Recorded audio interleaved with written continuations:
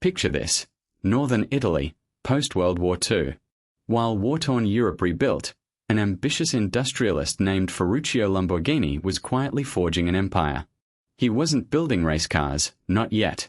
His genius lay in tractors, air conditioners, and heating systems, the very backbone of a recovering nation. Ferruccio was a titan of industry, a self-made man who had achieved immense wealth through hard work and innovation. But even titans have their weaknesses, and for Ferruccio, it was a passion for speed, a love affair with the fastest, most beautiful machines on four wheels. A passion that would soon lead him to a fateful collision with another titan. Ferruccio Lamborghini was, by all accounts, a connoisseur of fine machinery.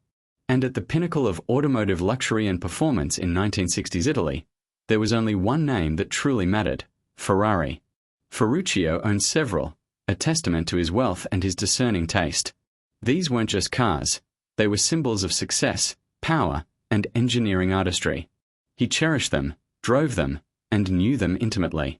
But this intimate relationship with the prancing horse would soon turn sour, leading to a frustration that no amount of money could fix. It was a problem that struck at the very heart of his beloved supercars. It started subtly. A slight shudder, a momentary slip, then a full-blown struggle to change gears. Ferruccio's Ferraris, prized for their precision, began to develop a recurring and infuriating problem: clutch failure.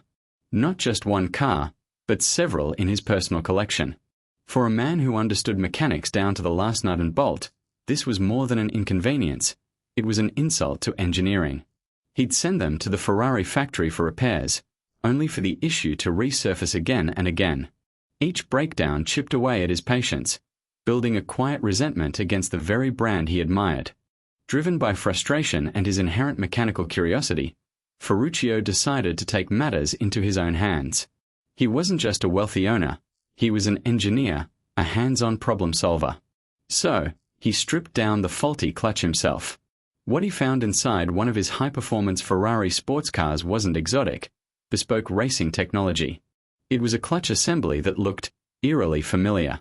Too familiar, in fact. His eyes, trained by years of manufacturing, immediately recognized the components. A dawning realization, a sudden shock, then a slow burn of disbelief. The unbelievable truth hit him like a wrench to the head. Ferrari, the epitome of automotive excellence, was using the exact same basic clutch components in their prestigious, high-speed road cars as Ferruccio himself used in his humble, hard-working tractors.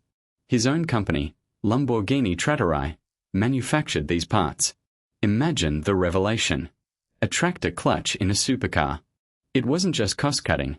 It felt like a betrayal of trust, a fundamental disrespect for the engineering integrity expected of a brand like Ferrari. This wasn't merely a faulty part, it was a philosophical clash. As a seasoned engineer and manufacturer, Ferruccio knew immediately what the problem was and, more importantly, how to fix it. The issue wasn't necessarily the quality of the clutch components themselves. It was that they weren't engineered to handle the immense power and high-revving demands of a Ferrari engine. They were built for tractors, robust, reliable, but not for supercar performance.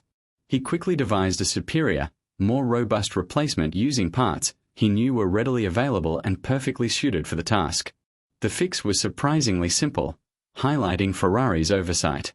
Armed with his repaired Ferrari, the faulty original clutch, and a proposed solution, Ferruccio decided he had to speak to the man himself, Enzo Ferrari. This wasn't just about his own cars anymore. It was about the integrity of a brand he deeply respected, or at least, once did. He drove his Ferrari, likely with his newly reinforced clutch, the short distance from his factory in Sant'Agata Bolognese to Maranello, the hallowed grounds of Ferrari.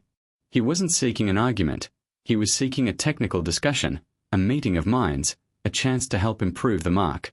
Upon arriving at the legendary Ferrari factory, Ferruccio Lamborghini, a successful industrialist in his own right, presented his case.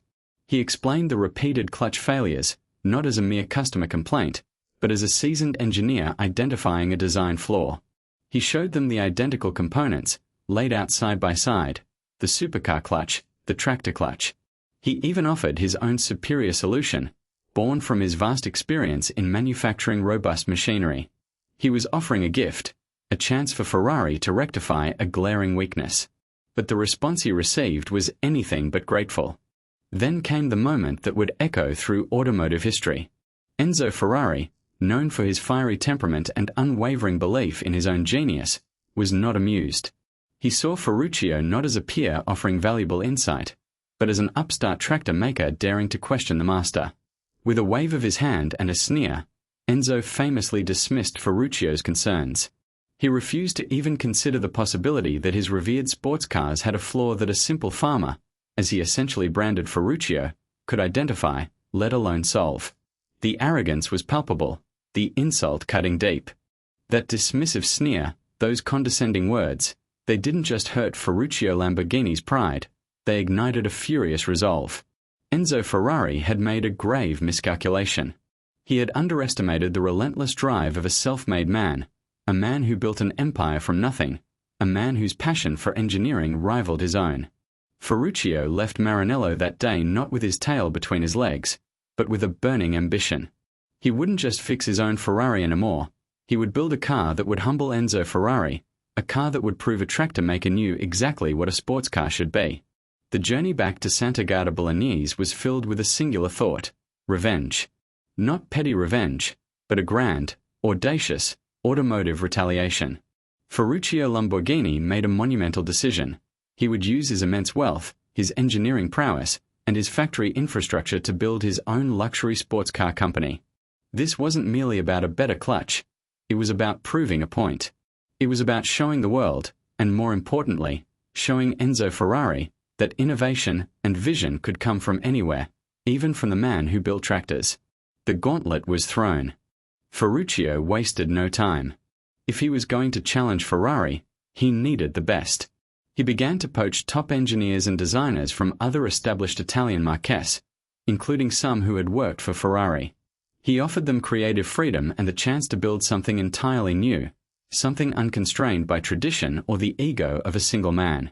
Young, brilliant minds like Gianpaolo Dallara, Giotto Bizzarini, who actually left Ferrari after dispute with Enzo, and eventually Paolo Stanzani flocked to Sant'Agata. The blueprint for a rival supercar was quickly taking shape. In an astonishingly short period, just a few months after his fateful meeting with Enzo, Automobili Lamborghini was founded in 1963. By 1964, the first production car, the Lamborghini 350 GT, was unveiled. It was elegant, powerful, and undeniably a luxury sports car, directly challenging Ferrari's dominance. This wasn't just a car, it was a statement. It was Ferruccio Lamborghini's ultimate act of defiance, his grand revenge. From a faulty clutch and a dismissive sneer, a legend was born, forever etched into the annals of automotive history as a testament to ambition, innovation, and the power of a really good grudge. And the rest, as they say, is history. Lamborghini went on to produce some of the most iconic, groundbreaking, and wildly desired supercars the world has ever seen: the Miura, the Countach, the Diablo, and many more. Each one a roaring, spitting, defiant testament to Ferruccio Lamborghini's vision. A vision born not just from a love for cars, but from a profound frustration and a burning desire to prove a point to an arrogant rival. The tale of Ferruccio and Enzo isn't just a story about two automotive giants. It's a timeless narrative about ingenuity, pride, and how sometimes the greatest innovations come from the most personal battles.